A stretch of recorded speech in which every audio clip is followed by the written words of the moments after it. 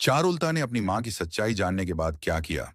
Hello दोस्तों, आज हम सुनेंगे धोखे की डोरी कहानी का अंतिम भाग। चारुलता गुप्त रूप से महल लौटी।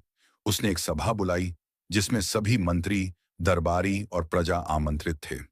वहीं उसने अपनी मां और तांत्रिक को भी बुलवाया। सभा में चारुलता ने कहा, मैं अवनीगढ़ की राजकुमारी चारुलता आज आप सबके सामने अपनी मां के अपराधों का पर्दाफाश करने आई हूं। उसने सबके सामने प्रमाण रखे नलिनी की गवाही, वैद्य के दस्तावेज और स्वयं तांत्रिक का इकबाल जुर्म।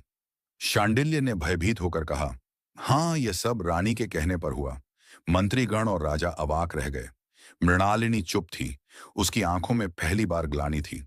उसने कहा, चारुलता, मैंने जो किया वह मेरी असुरक्षा थी। मैं तुमसे ईर्ष्या करती रही, पर वह मेरी कमजोरी थी। तुम्हारी चमक ने मुझे अंधा कर दिया। सभा में सन्नाटा था। सबकी नजरें चारुलता पर थीं। क्या वह अपनी मां को दंड देगी? कुछ क्षणों की चुप्पी के बाद उसने कहा, मां, एक बार आपने मुझसे कुछ कहा तो होता।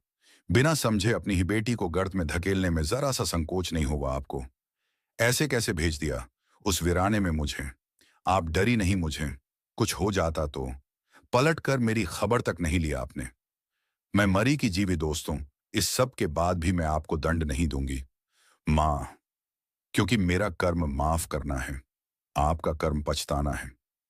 आपने जन्म दिया है मुझे, मैं सजा कैसे दे सकती हूं आपको? रानी ने सबके सामने अपना मुकुट त्याग दिया और महल छोड़कर एक आश्रम में जीवन बिताने चली गई। राज्य में चारुलता ने शासन संभाला, न्याय और करुणा से। निष्कर्ष, यह कहानी सिर्फ एक धोखे की नहीं, बल्कि क्षमा और आत्मबोध की भी है। एक मां जो अपनी बेटी से ईर्ष्या करने लगी और एक बेटी उस विश्व में भी ममता ढूंढ ली। ऐसी और कहानियां सुनने के लिए मेरे चैनल कथा सिद्धांत को सब्सक्राइब करें, लाइक और शेयर